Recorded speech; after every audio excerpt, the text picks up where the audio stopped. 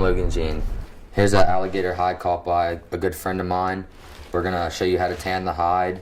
It's been skinned out, and we're gonna take it out of the bag and see what kind of condition it's in. Alligator's still frozen. Gonna get the rest of it off. Scrape some of this excess meat out and start preserving it with some chemicals.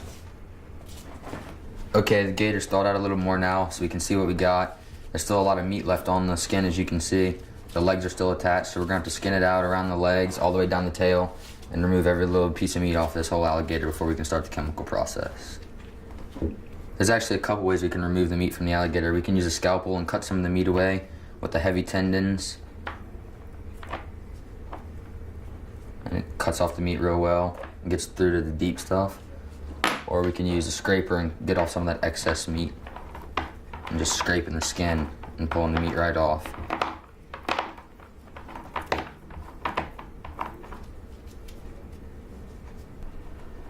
We're gonna work on cleaning up this hide for the next few hours and getting this alligator ready for the chemical process, which is then going to make this raw hide turn into a nice piece of tan leather. Okay, we got most of the meat removed from inside the head and from the rest of the body, so now it's time to salt down the hide.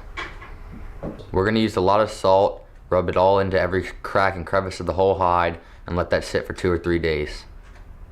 Tanning is the process of turning a protein skin into a non-protein state. Approximately 30% of the skin is tannable. The rest of the skin must be removed by processes of salting, degreasing, or pickling. So now we're gonna mix up our pickle bath. Pickle bath has consisted of 16 ounces of salt per gallon of water and 2 ounces of formic acid per gallon of water.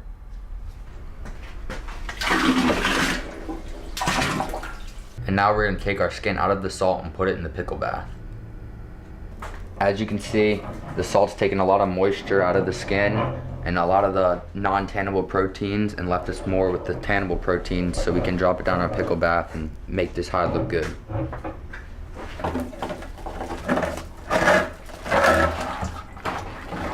We're gonna leave the hide in here for about 48 hours, let it soak, and then put it in the tanning process. All right, it's been in the pickle about 2 days. We're gonna take it out now, and the next step is to degrease it. We're gonna use a very strong taxidermy degreaser called Dawn dishwashing liquid. We're gonna put a good bit of this in some warm water, let it set up nice and good, and let the gator soak in there for about an hour. Draw the greases out of the hide. All right, it's been degreased for about an hour now. So the next step's gonna be to tan the hide. We got Paratan, which is a synthetic tan with a little bit of salt mixture in a 5-gallon bucket. So now we're gonna go ahead and drop the hide down in there and let it soak for about 24 hours.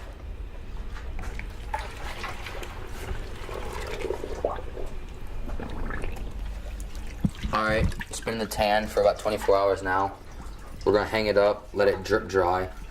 Because it's been in the solution for more than 24 hours, it's considered leather now.